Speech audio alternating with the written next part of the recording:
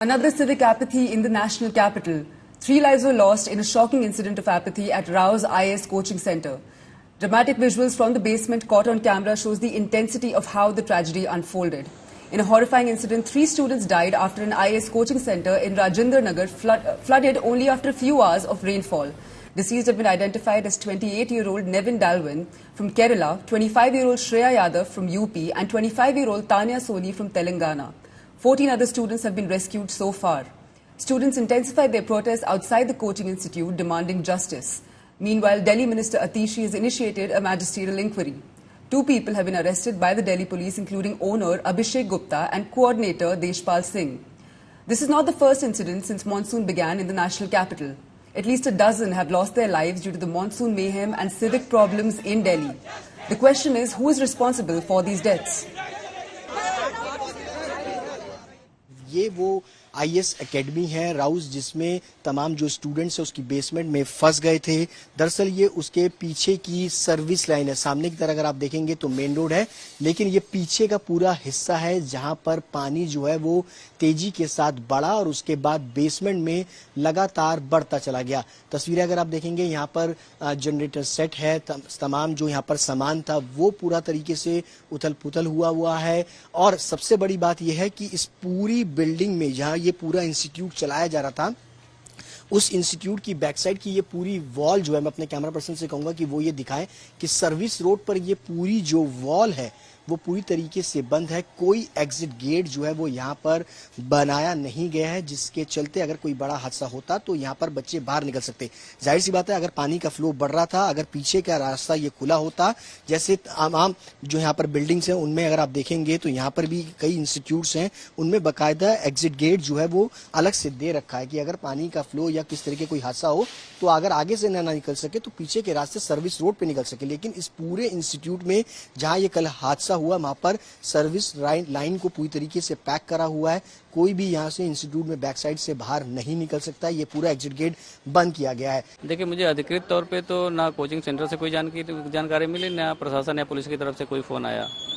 लेकिन मैं न्यूज देख करके खुद ही जा करके वहाँ पे अप्रोच किया। तो वहाँ पहुँचने के बाद डीसीपी साहब थे मेरे ख्याल से। जब नाम पूछा उन्होंने मेरा, मैंने बच्ची का नाम बताया तो बोले कि एक बार आप जो है आरएमएल में जाकर देख लीजिए। तो रात तकरीबन 2:30 बजे मैं यहाँ आ गया था। तो मोचरी में 3 बच्चों की डेड बॉडी रखी थी, 2 बेटियाँ थी और एक लड़का था। तो उससे मैंने कहा कि मैं एक बार मुझे चेहरा दिखा दो, मैं पहचान लूँ।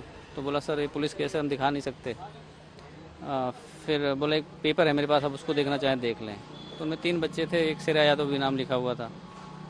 तो फिर मेरी इतनी हिम्मत नहीं हो रही थी मैं उसके अंदर जाकर देखूं भी, मेरी स्थिति ऐसी नहीं थी। यहाँ पे ड्रेनेज की बहुत बड़ी प्रॉब्लम है, इलेक्ट्रिक वायर की बहुत बड़ी प्रॉब्लम है। यहाँ पे पानी तुरंत जो है जमा होता है, कोई जो है यहाँ पे जो है इतनी सुनवाई नहीं होती। कंप्लेंट किया जाता है लेकिन कोई सुनवाई नहीं होती।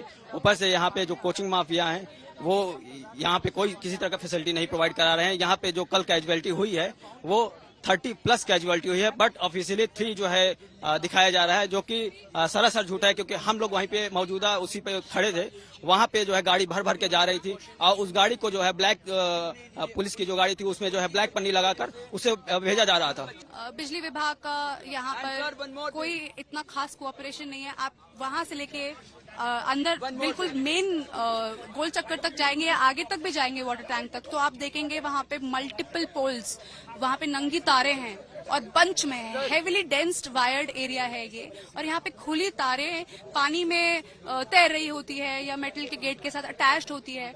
तो इसका खामियाजा हम भुगत रहे हैं। ये सारी चीजें तो सुपरफिशियल लोगों को दिखती नहीं है जब तक इतने बड़े कांड नहीं हो जाते। ऑलमोस्ट सारे इंस्टीट्यूट्स का यही हाल है।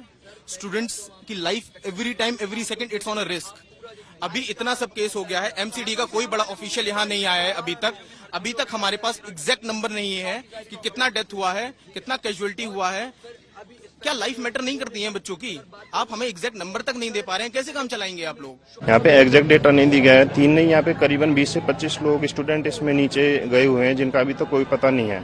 और सबसे बड़ी चीज, उनके घर वालों को पता नहीं इन्फॉर्म किया है या नहीं किया है। रावा आईएएस का कोचिंग जो भी ऑफिशियल है, जो भी हेड है, उसने आके अभी तक कोई ऑफिशियल स्टेटमेंट नहीं दिया इसके रिगार्डिंग कि क्या करना है, हमें क्या स्टेप लेना है। एमसीडी यहाँ पे कोई इतना अच्छा रोल प्ले नहीं कर रही है कुछ भी। कोई भी गवर्नमेंट है, जो गवर्नमेंट है वो भी यहाँ पे आई है गवर्नमेंट, उसने भी अभी तक किसी बच्चे से आके किसी तरह से, यहाँ स्टूडेंट है जो कि अभी धरना प्रदर्शन पे बैठे हुए हैं, उनसे आके कोई बात नहीं की है।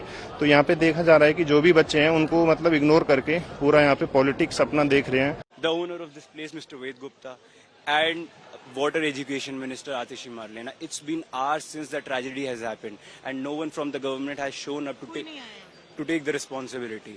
हम घूस देने वाले ये लोग, इन्हें हर डिपार्टमेंट का एनओसी मिला है। यहाँ पे लोग 2 लाइब्रेरी बनाए, एक एग्जिट है उसका, कोई सेफ्टी मेजर्स नहीं है। And responsible, and ma'am, police is here to dilute the pressure, nothing else, ma'am. जो यहाँ का ऑनर है उसको वेद को गिरफ्तार किया जाए सबसे पहले, और 302 में मुकदमा दर्ज किया जाए। दूसरा मुकदमा दुर्गेश पाठक पे हो, क्योंकि यहाँ जो स्थानीय नागरिक थे उनने दुर्गेश पाठक को काफी बार इंटीमेट किया कि यहाँ पर वाटर लॉगिंग की प्रॉब्लम होती है, और सडनली 25 मिनट में मैम आप समझिए पानी 12 से 13 फीट तक पहुंच जाता है। मतलब कितना बड़ा सिस्टम फेलुअर है। लगभग मैं कहता हूँ 2 से 3 मिनट के अंदर पानी छत तक को छू गया। बच्चे निकलने में कामयाब हुए, रस्सी फेंकी गई थी, परंतु पानी इतना गंदा था कि कुछ नहीं दिख रहा था, और एक एक करके बच्चे निकाले जा रहे थे क्योंकि रस्सी को खींचा जाना था। और मेरे साथ 2 लड़कियां और थीं, और मैं किसी तरह संभाल निकल गया। पूरा पानी सर, एक मतलब मैं कह रहा हूँ इतना स्पेस था, आई जस्ट ब्रीथ, और मैं अंदर घुसा हूँ, और भगवान की दया थी, मेरे हाथ में रस्सी आ गई, मुझे बाहर खींचा गया। उन्होंने मेरा लात पकड़ के रखी थी एक लड़की ने।